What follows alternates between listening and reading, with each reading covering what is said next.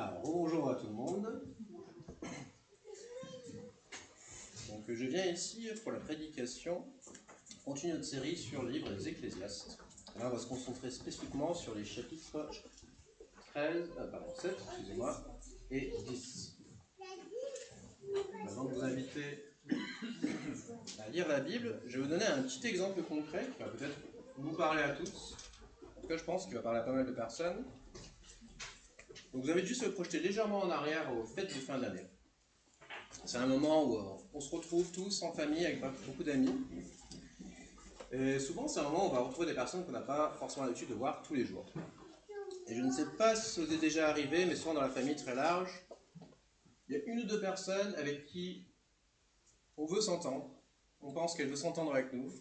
Mais malheureusement, à chaque fois, il y a un petit truc qui ne va pas. Un petit regard, un petit mot mal placé, quelque chose, et tout d'un coup, on a des conflits qui commencent sur pas grand-chose. Et c'est dommage. Et on se dit, comment est-ce qu'on peut faire quand on voit la tension qui monte, pas forcément entre nous, peut-être entre deux personnes. On se dit, on veut de tout cœur avoir une relation joyeuse, pleine d'amitié, mais malheureusement, souvent quand on fait le bilan du repas tous ensemble, le repas, on se dit, mais pourquoi est-ce qu'on s'est pris la tête? Je ne m'en souviens même plus. On va parler de l'actualité ou quelque chose, et puis tout d'un coup, les taux montaient, et puis on s'est tous dit, bon, allez, on va faire sortir les enfants dehors, prendre un peu d'air frais pour changer de sujet. Je ne sais pas si ça vous est arrivé, mais en tout cas ça me parle un petit peu. Et je pense que les passages qu'on va étudier aujourd'hui peuvent nous donner des idées, des pistes pour éviter ce genre de problème. Donc avant de les lire, je vous invite à prendre un petit temps de prière pour préparer notre esprit.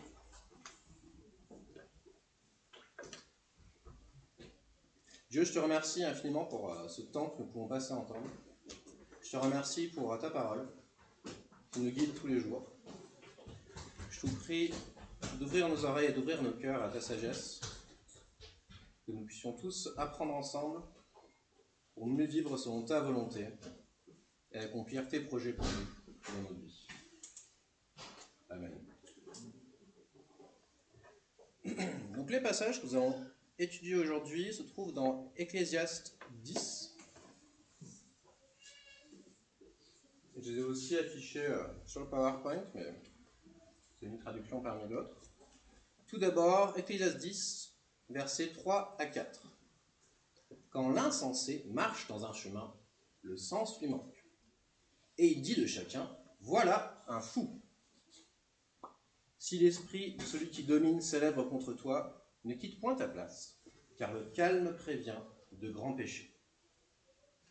Ensuite, toujours dans Ecclésiastes 10, on va étudier les versets de 13 à 14. Ah oui, c'est très bien, merci. Le commencement de ses paroles de sa bouche est folie, et la fin de son discours est une méchante folie.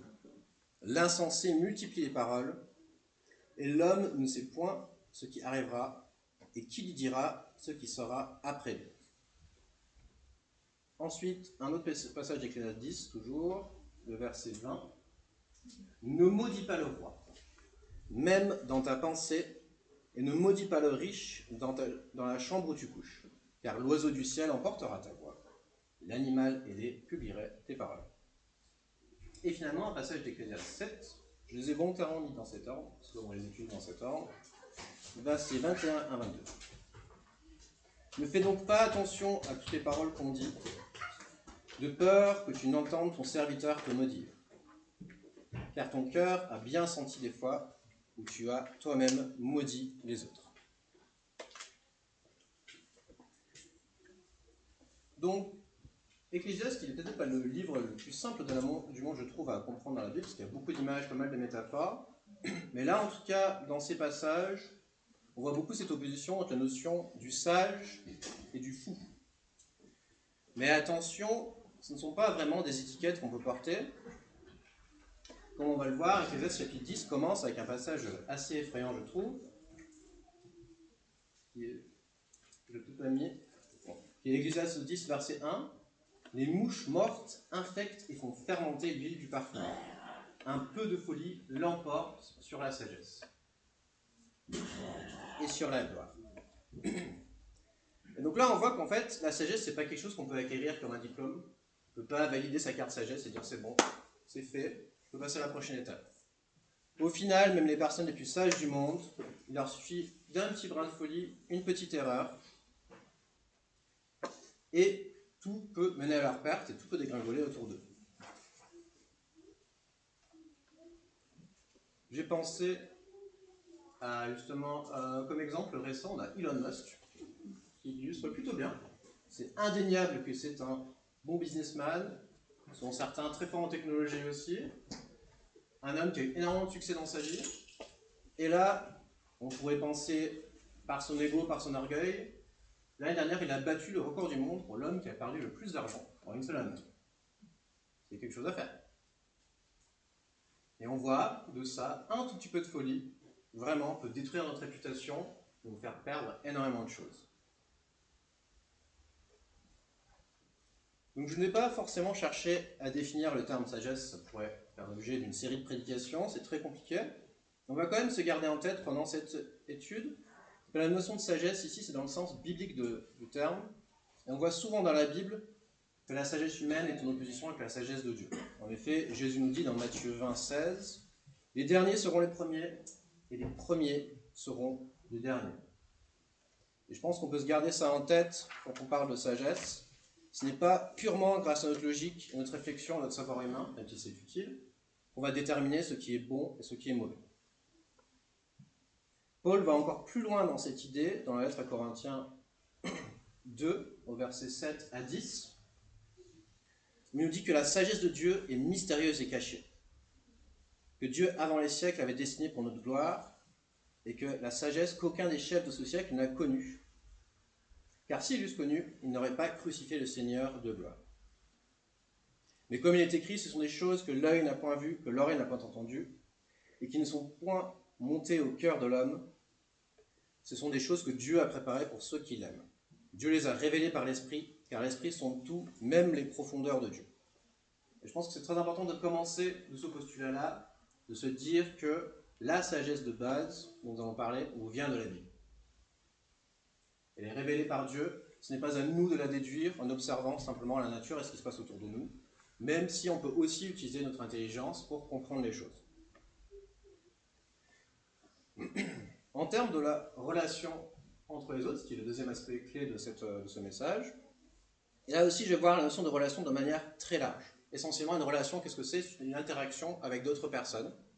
Ça peut être des personnes qui nous sont proches, qui nous sont chères, des personnes qui sont croyantes ou pas, mais tous ces messages et tous ces guides que nous donne Dieu s'appliquent pour nos interactions de tous les jours, pour une personne qu'on peut croiser, qu'on ne connaît pas, qu'on ne reverra peut-être plus jamais.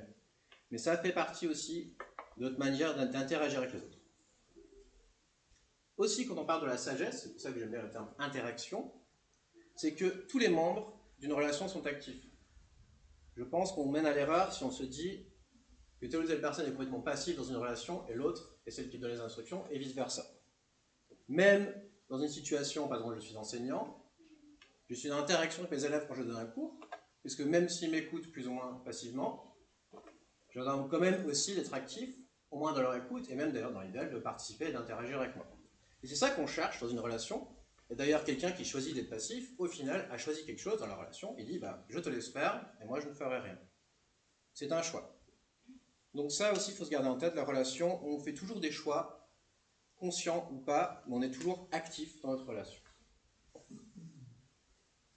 Finalement, pour le cadre de cette étude, je vais citer pas mal de passages en plus, donc je vais les afficher pour gagner un peu de temps. Bien entendu, je les donnerai aussi en amont si vous le souhaitez les chercher dans votre propre Bible, c'est bien sûr une très bonne chose.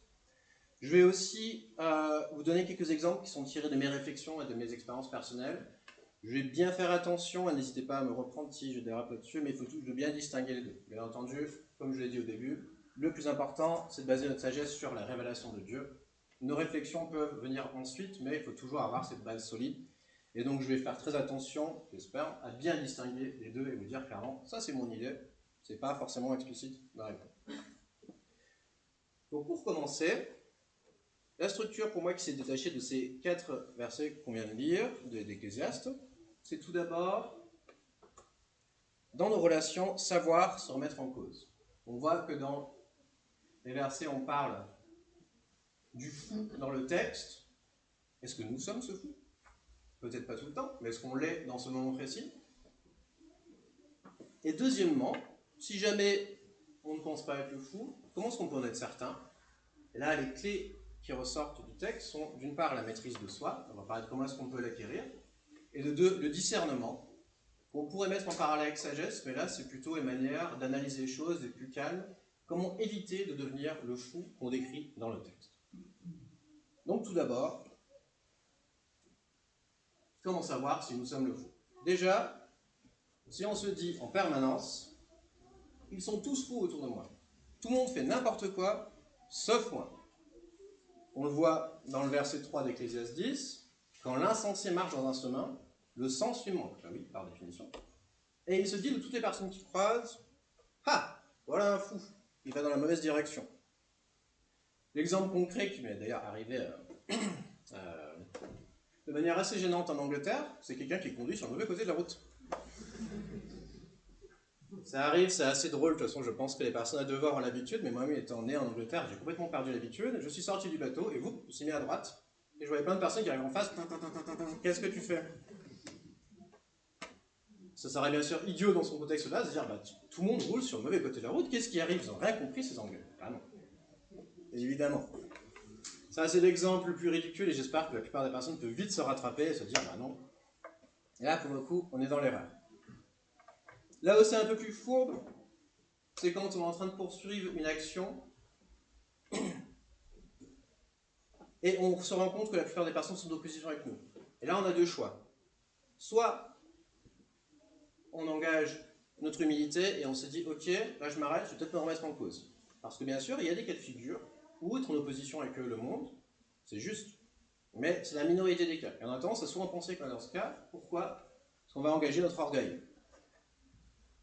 Et là, du coup, c'est un bon moyen de tomber dans l'erreur, parce que toutes les personnes qu'on croise qui s'opposent à nous, on se dit, mais ils n'ont pas compris. Il faut juste que je leur explique, en fait.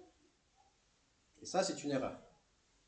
Donc ça, c'est simplement un premier indice. En anglais, on dit red flag. J'aime bien cette image d'un drapeau rouge. Pareil sur quelqu'un qui est en train de conduire, quelqu'un dit, non, non, non, là, tu es dans l'erreur. Donc attention, on s'arrête. Si on se rend compte que tout le monde est en opposition avec nous, c'est encore plus vrai dans le cas d'une assemblée, on se pose, et on se dit, là, il faut que je réfléchisse. Deuxième aspect que l'on voit dans le verset 4 d'Ecclésiaste 10, c'est le respect de l'autorité. Donc on a le premier indice qu'on est en tort. Ensuite, on voit... C'est après, s'il te plaît. Encore. Voilà. Si l'esprit qui domine s'élève contre toi. Ah, j'ai cette traduction, j'ai un petit peu du mal. Malheureusement, mon hébreu ancien est très rouillé. Donc j'ai un petit peu du mal à comprendre exactement le texte d'origine. Mais j'ai regardé les textes en anglais et quelques variations en français. Une variation que je trouvais assez claire était « Si la mauvaise humeur du chef se tourne contre toi ». Donc là, on a cette idée, deuxième indice, qu'on est peut-être en tort, qu'on est peut-être en train de se comporter comme un fou, c'est si l'autorité se lève contre nous, et plusieurs personnes nous disent « Atata, attention, là, c'est pas bon ». Donc l'autorité, ici, on peut le voir de différentes manières. Tout d'abord, l'autorité du monde. Là aussi, c'est un petit peu compliqué, parce qu'on sait bien que dans les cas de persécution en Église, l'autorité du monde est en tort, et on a tous lu les actualités, on sait aussi que les autorités du monde ne se comportent pas d'une manière qui est toujours juste. Mais ça ne nous empêche pas qu'en tant que chrétiens, nous devons respecter les autorités que Dieu a mis en place pour nous. Si on reprend l'exemple assez classique de quelqu'un qui roule à contresens sur la route, quand un gendarme nous arrête, on ne peut pas lui expliquer qu'en fait, nous avons raison, et c'est que tous les autres qui ont tort. Et évidemment, on respecte cette autorité-là. Un cas plus compliqué, nous nous souvenons tous, j'imagine, c'était les confinements et les diverses directives liées au Covid-19. Je ne vais pas lancer le débat maintenant, ce n'est pas lieu d'être. On pouvait ne pas être d'accord avec certaines décisions, bien entendu, on peut avoir ses propres limites, mais nous, en tant qu'Église, nous avons fait tout notre possible pour respecter les directives du gouvernement, que ce soit en termes de distanciation, nous avons même dû fermer l'Église sur des cultes sur Zoom, c'était agréable pour personne, mais nous devons respecter les autorités du monde et pas aller à contresens là-dessus. D'autres autorités qui devraient nous attirer notre attention et qu'on devrait respecter, c'est nos autorités spirituelles. Donc attention aux avis de nos frères et de nos sœurs dans l'Église. Pour le bon fonctionnement de l'Assemblée, il faut qu'on s'écoute tous entre nous. Si on se retrouve opposé à toute l'Assemblée, là aussi, attention, on devrait réfléchir. Et ceci encore plus importante quand on parle des anciens de notre Église. Si eux nous font des remarques, il faut les écouter très attentivement et les respecter. On va voir justement comment est-ce qu'on devrait réagir. Mais il ne faut surtout pas non plus se culpabiliser. Si jamais on repense à notre vie, on se dit « Ah bah ouais, mince, là, je suis vraiment tombé dans l'erreur, j'ai fait quelque chose que je n'aurais pas dû. » Ça arrive aux meilleurs disciples. Un exemple classique, c'était l'exemple de Pierre.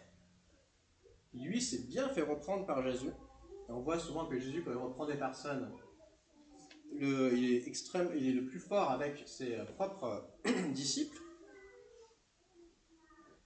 Ou quand Pierre le met à part et dit à Dieu, « Non, il ne faut pas que tu sois mis à mort. » Jésus lui répond, « Arrière de moi, Satan, tu mets en scandale, car tes pensées ne sont pas les pensées de Dieu, mais celles des hommes. » C'est dur, hein? On n'a pas forcément la réaction de Pierre, mais je ne sais pas s'il est parti prendre un petit temps calme après qu'on lui ait dit ça. C'est ce que je ferais personnellement, j'aurais un peu du mal, surtout avec tout le dévouement qu'il a, et puis s'il partait de bonnes intentions, il disait mais non, on ne meurt pas. Mais là, on voit une reprise très forte, et quelque chose qu'il faut écouter. Ça ne fait pas plaisir qu'on nous reprend, ça c'est sûr. Et à nous d'avoir l'humilité de pouvoir écouter ce qu'on nous dit. Bien entendu, une petite réserve avant de passer à la réaction qu'on devrait avoir. Quand je parle de la notion d'écoute et du respect, ça ne veut pas forcément dire une obéissance aveugle. Là aussi, on risque d'aller vers certains dangers. Dans toutes nos interactions, dans l'assemblée entre chrétiens et même avec nos anciens, la Bible restera avant tout notre guide. Donc si on voit par exemple les autorités, par exemple du gendarme, qui vous dit d'une part vous voulez du mauvais côté, en plus vous demande de renoncer à votre croyance chrétienne. Je veux dire, ok pour le premier, mais numéro 2, non. Là, ça ne va pas être possible. Un cas extrême. Je ne vais pas rentrer en détail, mais souvent on a toutes les histoires d'abus qu'on peut voir malheureusement même dans les églises. Là aussi, on se garde. On respecte l'autorité, mais avant tout, la parole de Dieu est notre base. Donc voilà. On a une ou deux points rouges, on s'oppose à nous en général. Une figure d'autorité vient nous faire un rappel à l'ordre. Comment est-ce qu'on réagit ? On reste calme. Facile à dire, difficile à faire, je sais. Mais c'est toujours ça qu'on doit garder en tête. On reste calme avant tout. Le calme prévient de grands péchés.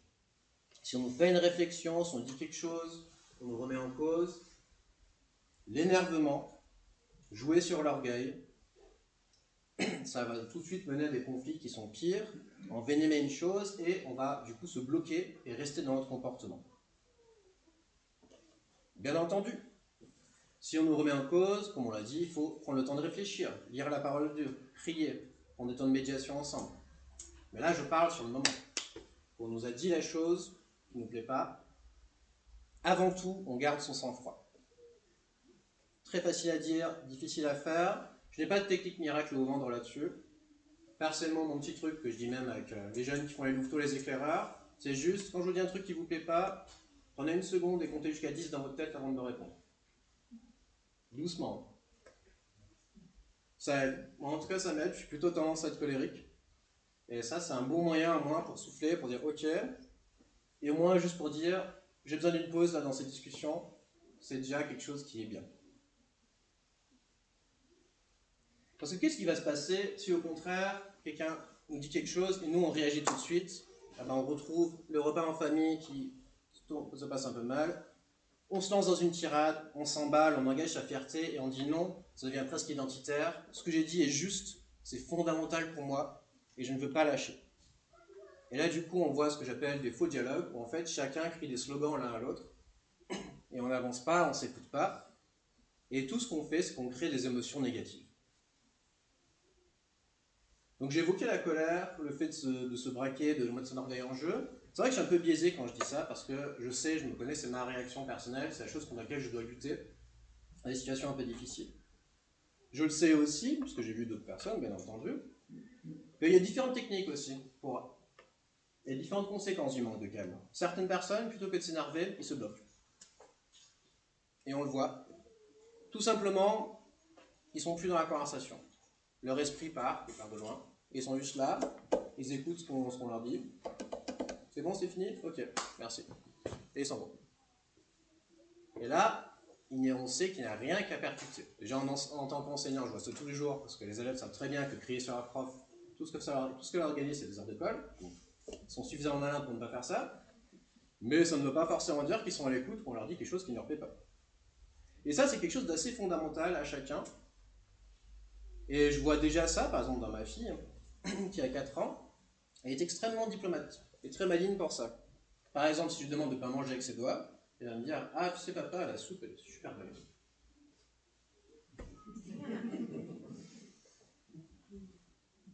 Ou si je lui dis « Là, ça va être l'heure d'aller se coucher », elle fait « Oui », puis elle va chercher un autre livre, en souriant, elle m'a la même. C'est une manière aussi, c'est sans doute plus malin que moi, elle le fait naturellement, on voit que c'est quelque chose de fondamental à l'être humain, parce que je peux vous assurer que personne ne lui a appris. Ça vient comme ça. Et en tant qu'adulte, on a les mêmes comportements. Là, on a les deux extrêmes, mais c'est juste qu'en tant qu'adulte, souvent, on est assez malin pour les masquer de différentes manières, utiliser différents codes sociaux, mais fondamentalement, on peut perdre notre calme et on peut le cacher de différentes manières, et c'est ce qu'il ne faut surtout pas faire. Gardez le calme, restez bien à l'écoute, mettre son orgueil de côté, même si ça s'il faut dire, ok, là, je prends une pause dans cette discussion, on arrête là, puis on reprend plus tard.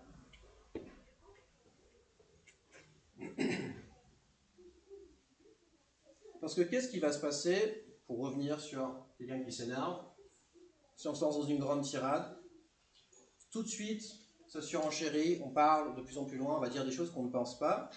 Et ça, on le voit explicitement dans Ecclésiaste chapitre 10, verset 13. C'était juste là.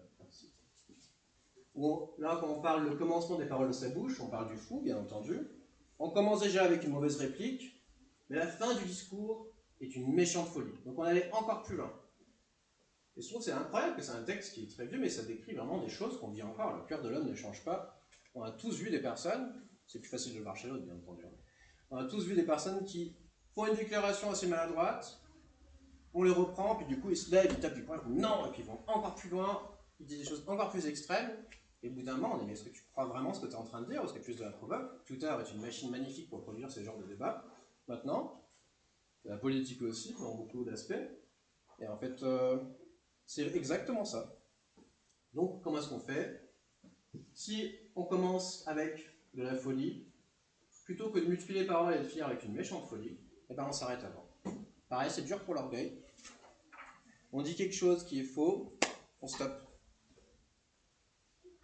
Ce n'est pas agréable, mais quand on tape le fond, il ne faut pas sortir une pelle pour creuser, comme on dit. Il faut juste s'arrêter là et chercher à remonter. Encore mieux, si on a vécu ces expériences, moi je sais que j'ai vécu en tout cas, il faut chercher à en apprendre. À tête reposée, on peut réfléchir, on peut dire qu'est-ce qui a été le déclic pour moi? Et ça, pareil, il n'y a pas de méthode magique, c'est assez individuel.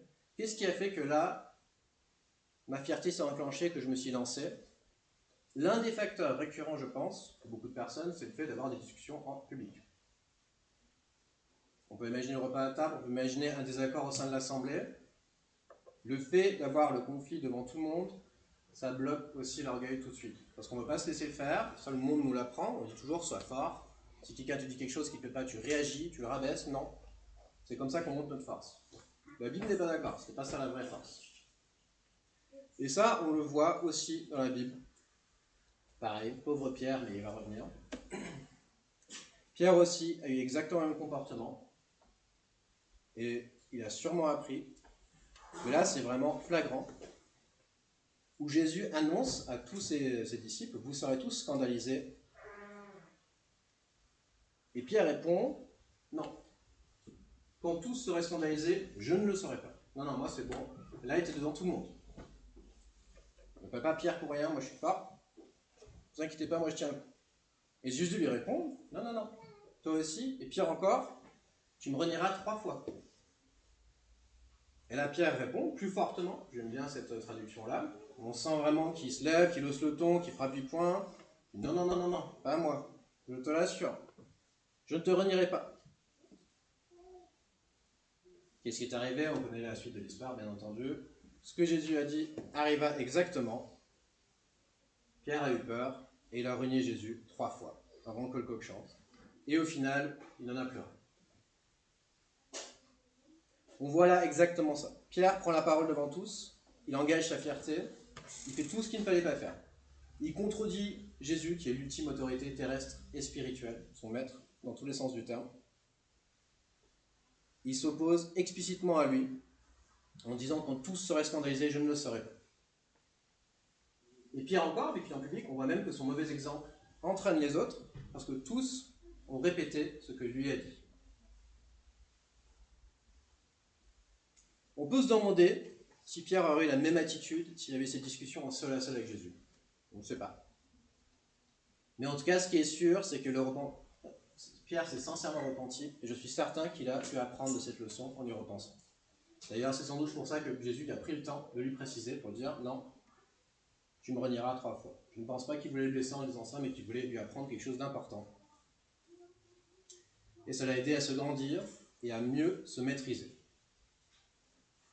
Ce qui m'amène du coup vers la deuxième moitié de cette analyse. Comment donc faire en situation difficile? Comment donc faire pour savoir? Comment gérer ces choses? Ce qui est clair dans la Bible, c'est la maîtrise de soi et le discernement. Tout d'abord, cette maîtrise de soi dans la Bible, on va très loin. On parle même de la maîtrise de ses pensées. Et justement, Ecclésiaste 10, verset 20 nous dit « Ne maudis pas le roi, même dans ta pensée.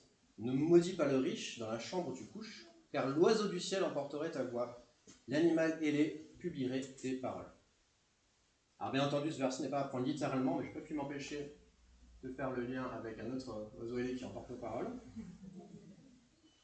Bien entendu, ce n'est pas les intentions des auteurs, mais je trouvais que c'était intéressant. Il y a Twitter, mais il n'y a pas que ça. C'est vrai que maintenant, on vit dans une époque où on a l'habilité, grâce à ça, de publier immédiatement tout ce qui nous passe par la tête en public. On n'a aucun filtre. Tout est mis en place pour faire « Tiens, j'ai une pensée, ploup, je l'envoie ». Et ça, c'est quelque chose qui crée énormément de conflits et énormément de problèmes. Pareil, je parle pour moi, peut-être que d'autres personnes s'identifient. Combien de personnes ont envoyé un texto ou un mail, ou dès qu'ils ont cliqué sur le bouton envoyer, ils sont « Non, j'aurais pas dû écrire ça ». C'est dur, hein? Mais il y a tout qui est fait pour ça. Au moins, à l'époque des lettres, on pouvait prendre le temps, préparer sa lettre, écrire l'adresse, puis marcher jusqu'à la poste et se dire « Ah, peut-être pas, ok ». Mais là, on ne peut pas. C'est une époque très dangereuse pour ça, où vraiment, c'est presque prophétique. On emporte notre voix, nos pensées, peu importe où est-ce qu'on est, et tout de suite, c'est publié, pour n'importe qui de le voir. Et en plus, c'est par écrit. Et ça, c'est tellement facile de faire, mais c'est aussi très facile d'éviter. Et là, pareil, c'est un conseil de mon père, c'est pas du tout lié à la Bible, mais c'est un des meilleurs conseils qu'il m'a donné quand j'étais plus jeune. Il m'a dit, ça sonne mieux en anglais bien sûr, mais n'envoie jamais un mail que tu as écrit quand tu es en colère. Parce que souvent, quand il y a un truc qui se passe mal, quelque chose, enfin, peu importe, un événement, un repas, une discussion, on rentre chez soi et tout de suite, on peut sortir l'ordi, sortir le téléphone et tiens, c'est ça que je pense. Il ne faut surtout pas l'envoyer tout de suite. Au moins le relire, pour formuler 3 petites choses, peut-être qu'on avait raison sur 2-3 points, mais jamais immédiatement mettre sa pensée sans filtre, ça ne va que créer des conflits pour rien. Si on revient au passage et du coup les pensées plus probables de l'auteur, moi qui l'avais vu venir Twitter, je ne sais pas, j'en doute quand même. Comment est-ce qu'on peut communiquer nos pensées, qu'on garde seules pour nous, qu'on essaye de ne pas de montrer à personne? Eh bien, une des manières, même si on ne le dit pas, c'est par nos communications non verbales. Alors qu'est-ce que c'est que ça? C'est toutes nos attitudes. D'accord? Si on pense du mal à quelqu'un, du mal de quelqu'un, juste tout seul, je peux vous garantir que la personne va s'en rendre compte tôt ou tard par notre manière de le regarder. Est-ce qu'on souffle quand il rentre dans la salle? Est-ce qu'on l'évite du regard? Quand il vient nous dire bonjour, est-ce qu'on... Tout de suite, ça se voit. Tout notre langage non verbal communique ce qu'on dit. Alors on a 2 choix. Soit on peut devenir un très bon acteur. Et du coup, bien masquer ses émotions, toujours avoir le grand sourire, avoir la bonne posture, saluer avec beaucoup de joie et de sympathie des personnes qu'on n'apprécie pas du tout. Il y a plein de carrières qui s'ouvrent à vous si vous arrivez à faire ça, pourquoi pas. Une autre manière, celle que je préfère, que je travaille personnellement, c'est de la prévention. C'est-à-dire, comment est-ce qu'on peut éviter ces conflits inutiles? Et bien déjà d'une, comme on l'a évoqué, essayer de se contrôler, éviter de communiquer quand on est énervé, mais surtout essayer de contrôler sa manière de penser.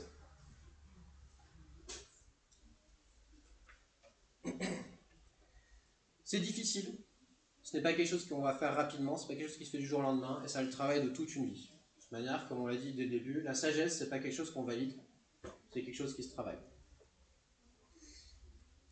Et ça, c'est très difficile, mais cette discipline et cette fortitude mentale, c'est quelque chose qui est vraiment demandé dans la Bible.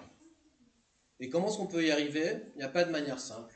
C'est de s'entraîner, s'entraîner, s'entraîner. Dès qu'on a une pensée qui est mauvaise, on se dit non, ça je l'écarte.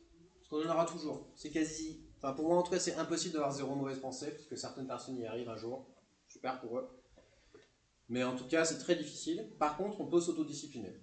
Quand on part dans des spirales négatives sur qui que ce soit, ou sur quelque chose, on dit non, on stoppe. Si on a des pensées qui ne sont pas chrétiennes, on dit non, je stoppe ici, je stoppe le fil. Et on se force à avoir une manière plus positive de voir les choses ou de voir les autres. Ça ne veut pas dire qu'il faut être malhonnête. On peut très bien avoir des critiques légitimes de différentes personnes, mais ça ne sert à rien de passer des heures et des heures et des heures en disant « Ah, tiens, il a dit ça, il a dit ça, il a dit ça, et en plus il a fait ça ». Parce qu'au final, on finit par créer des situations qui ne sont même pas arrivées, et ça n'apporte rien fondamentalement, et on est juste en colère, et ça va juste nous affecter sur le long terme. Et cette fortitude mentale est aussi recherchée de partout dans la Bible. J'ai quelques passages dans Matthieu pour l'illustrer. J'en ai un que je n'ai pas mis sur PowerPoint par faute de place, mais que j'aime beaucoup. C'est « Car c'est du cœur que viennent les mauvaises pensées, les meurtres, les adultères, les impudicités, les vols, les faux témoignages et les calomnies. » Et on voit que ça monte, mais que fondamentalement, c'est l'attitude de base qui joue. Et Jésus aussi. Il dit ça d'une manière très claire. Il dit « Tu ne tueras point ». Bon point de départ. Mais celui qui se met en colère contre son frère mérite d'être puni par le juge. Celui qui dit simplement à son frère Raka, une insulte, mérite d'être puni. Et là aussi, dans le péché, on ne peut pas jouer sur la proportion. On ne peut pas simplement dire « j'ai seulement eu de mauvaises pensées ». Je ne l'ai pas frappé, moi. Ok. C'est quand même un péché. Il faut quand même avoir cette discipline mentale pour les éviter.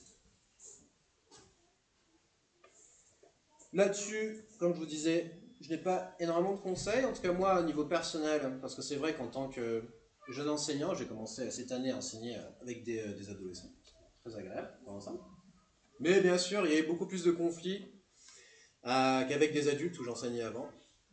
Et c'est sûr que quelqu'un qui nous a vraiment manqué de respect, qui nous a beaucoup énervé, qui a fait plomber un cours qu'on a passé beaucoup de temps à préparer, c'est difficile de l'accueillir le lendemain avec le sourire. Pourtant, surtout un adolescent, il aura très probablement oublié l'incident, s'il n'a pas eu d'heure de colle ou quoi. Pour lui, c'est fini, c'est fini. Et au final, cette attitude n'est pas si mauvaise. C'est ce qu'on m'a dit au début dans mes formations pour devenir enseignant. Il faut savoir fermer la porte sur les conflits. S'il n'y a plus rien à se dire, si tout est fait, il faut tourner la page, fermer, et pas revenir dessus, et se forcer mentalement à ne pas revivre l'incident tout le temps. Parce qu'au final, ce qu'on va faire, c'est la déformer, et juste se mettre en colère. Et ça va se voir. Ça montre aussi que si j'étais en conflit avec quelqu'un, il faut aussi chercher à le résoudre d'une manière raisonnable, mais il ne faut pas laisser la chose s'envenimer toute seule dans notre tête. Et ça, bien sûr, je ne vous l'apprends pas. Le meilleur moyen, c'est la communication. Et ça, Jésus est très clair là-dessus dans Matthieu 5, versets 23 et 24. Aussi un passage assez connu. Pareil, il me dit, si tu fais une bonne chose, présenter ton offrande dans l'autel, c'est bien, mais que, au final, tu es en train de penser à quelque chose que ton frère ou ta soeur a dit contre toi, et bien mets ton offrande de côté, et va d'abord te réconcilier. Les conflits, il faut faire le possible pour les fermer. Alors on sait bien sûr, ce n'est pas forcément possible dans tous les cas, et des fois, tout simplement, il se peut qu'on nous ait fait un tort.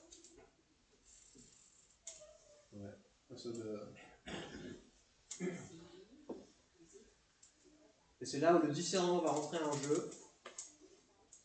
Il ne faut pas le nier non plus. Il y a des cas où ce sont les autres qui sont dans l'erreur. Et dans ce cas, comment doit-on réagir?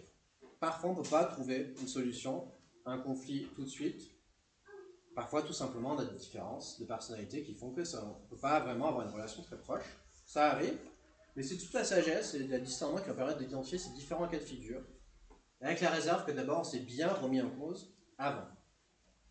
Un petit exemple concret, ça ne m'est jamais arrivé pour être clair, mais ça illustre, c'est une pensée que j'ai eue en tout cas, en relisant le passage de Matthieu 5 que j'ai mis auparavant. Imaginez que je suis en train de me préparer pour venir, en plus si j'ai une prédication ou quelque chose à faire à l'église, j'ai mes enfants à préparer, je discute de ci et de ça avec ma femme, et quelqu'un m'appelle à 9h30 en me disant « Ah tu sais Mathieu, un truc que tu m'as dit il y a 2 mois, ça m'a vraiment blessé. Là je me sens pas d'aller à l'assemblée tout de suite, j'aimerais qu'on prenne un temps pour discuter ensemble de ça. » Je vais devoir dire que j'apprécie le principe, mais là ça ne va pas être possible. Bien sûr. Il y a aussi des cas de figure où on ne peut pas toujours tout régler dans l'immédiat. Il faut aussi savoir poser ses limites. Il faut aussi pas être trop... Ah, j'ai perdu mon français, pardon. Je pense à fragile en anglais, mais c'est pas tout à fait le même sens en anglais. Susceptible. Ne pas être trop susceptible non plus. Ce qui nous amène du coup au verset 20 et 22 du chapitre 7.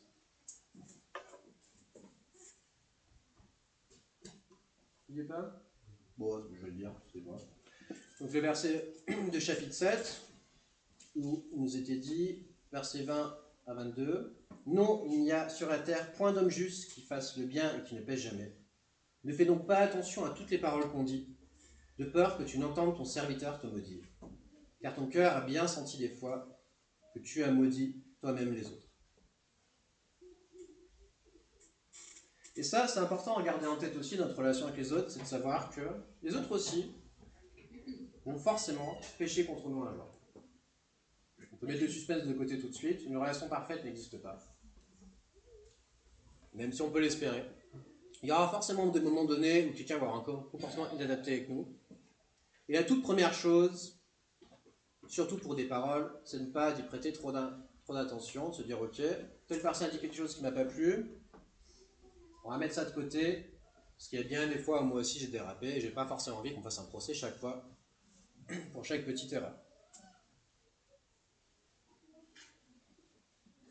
Et ça c'est très important à garder en tête dans nos relations, surtout si dans le cadre d'un conflit ou quelque chose qui ne va pas, c'est d'accepter cette chose, d'accepter l'erreur, et d'avoir un sens de la proportionnalité. Et ça m'a mis en tête la parabole de la dette, dans Matthieu 18, versets 23 à 35, qui est assez connue. Donc Matthieu 18, versets 23 à 35, je ne l'ai pas affiché parce qu'il est relativement long, mais si je me permets de le résumer, c'est essentiellement un roi qui voulait rendre compte de tous ses serviteurs, et l'un d'entre eux avait une dette énorme, donc dans la traduction c'était de 10 000 talents, et il n'avait pas de quoi payer. Et donc ce serviteur devait faire face à la justice du roi, c'est-à-dire, c'était très cruel, qu'il allait être vendu, lui, sa femme, ses enfants, tout ce qu'il avait, pour acquitter sa dette. Le serviteur, face à cette situation, se jette à terre contre le roi, le supplie.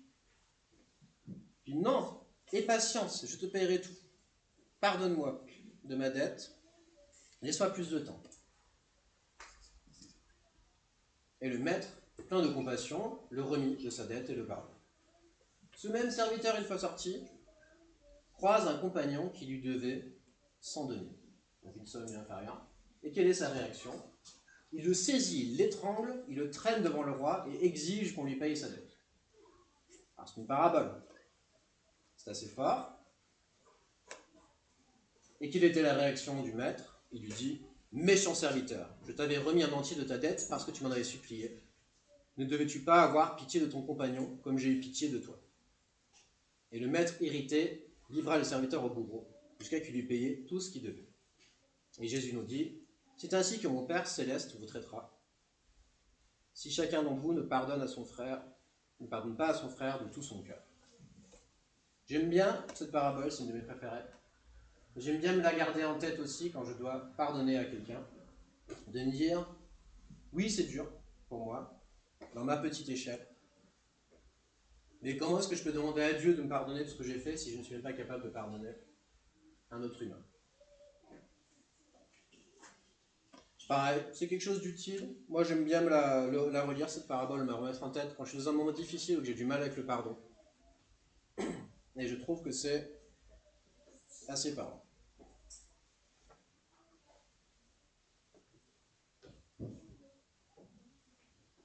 Finalement, et là on arrive sur les différents cas de figure, et là on arrive au moins en moins probable, celui où vraiment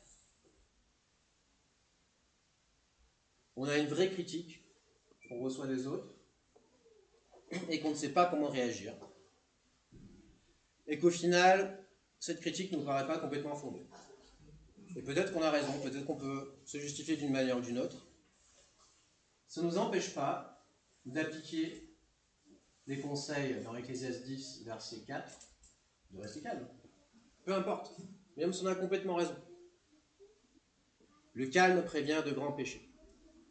On peut écouter ce que dit l'autre, et le calme a l'avantage d'appeler le calme. Et donc même si une personne au début est plutôt énervée avec nous, on peut le prendre en compte, on peut dire ok, moi aussi je me suis énervé des fois, je vais prendre le temps de rester calme, on peut trouver un bon moment pour le faire, et au final de se rendre compte que la sagesse, ça vient surtout de Dieu, de la Bible, de la prière. Et donc il n'y a personne qui va pouvoir la remplacer. Et c'est à nous, ensemble, en tant que frères et sœurs, de prendre du temps, d'échanger, de lire la Bible, de prier, et dans l'idéal, d'arriver au bout de nos conflits.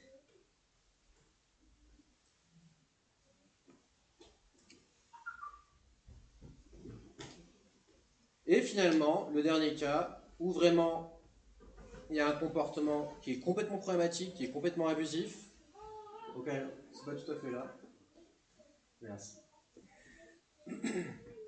Où on ne peut absolument pas trouver de compromis avec la personne. Dans ce cas, toujours, la calme et la transparence restent essentielles, mais on est aussi largement dans notre droit de poser nos limites. Je ne sais pas si ça va vous arriver, les petits exemples concrets. C'est vrai qu'il y a certains types d'humour qui, pour moi, ne fonctionnent pas, que je trouve d'ailleurs assez énervant. Et plutôt que de le subir, on peut simplement le dire. Ça, c'est quelque chose d'assez important. Comme, à titre d'exemple, les Anglais trouvent que c'est extrêmement amusant de faire des blagues sur la Deuxième Guerre mondiale par rapport aux Français. Moi, étant franco-anglais, j'en ai eu pas mal. Et c'est vrai qu'au bout d'un moment, je vais dire à mes amis, non, là, c'est lourd, quoi. C'est d'une, c'est tout le temps la même blague, et les Anglais sont censés être drôles. Hein. Et puis de deux, ça m'énerve. Et ça, on a le droit de le faire. C'est des petits exemples comme ça, qui fonctionnent. D'autres choses aussi, on peut simplement le communiquer.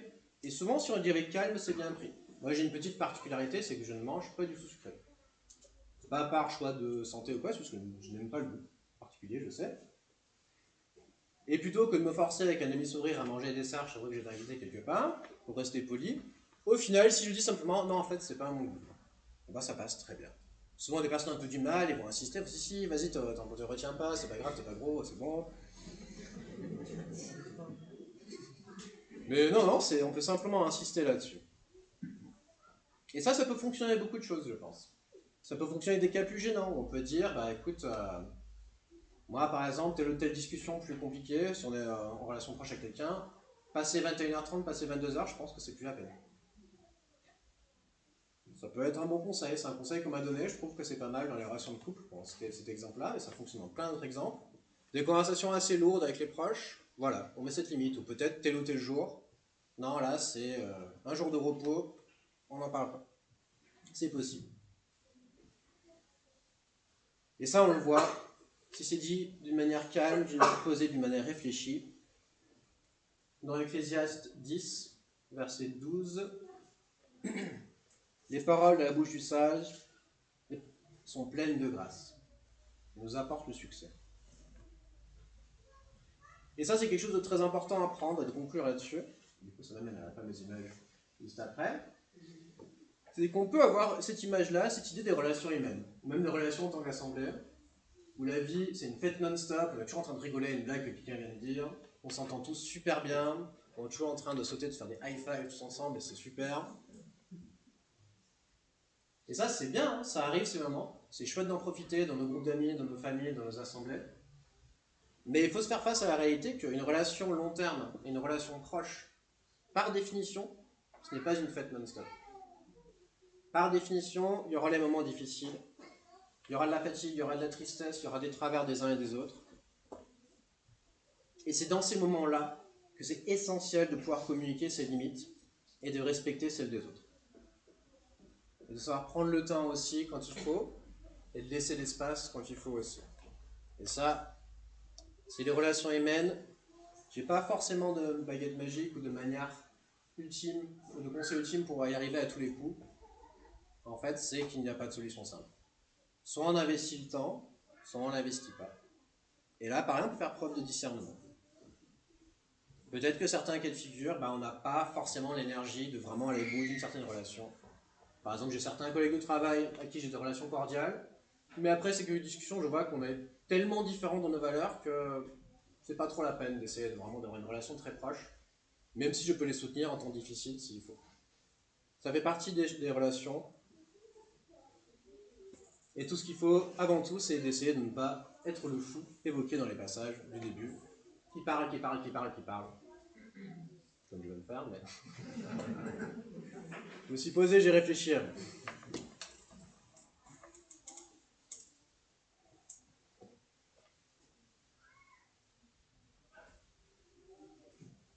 Donc pour conclure cette réflexion sur la sagesse dans les relations, nous avons commencé par dire que déjà tout d'abord, on doit se garder en tête que la sagesse vient de Dieu, de sa parole, et vient aussi des autres, de nos autorités terrestres et spirituelles, de nos frères et sœurs dans l'Église, et que pour accueillir cette sagesse, il faut prendre le temps, le calme pour l'écouter, et que pour éviter de tomber dans la folie et des conflits inutiles, de dire des choses qu'on ne pense pas vraiment, la maîtrise de soi et le discernement sont des qualités essentielles à développer, et que ça, c'est l'œuvre d'une vie. Et finalement, dans nos relations, nous devons aussi toujours nous souvenir que personne n'est parfait. Que ce soit nos parents, que ce soit nos anciens. Nous devons respecter leur autorité, mais il faut aussi considérer leur humanité et savoir les pardonner quand il faut.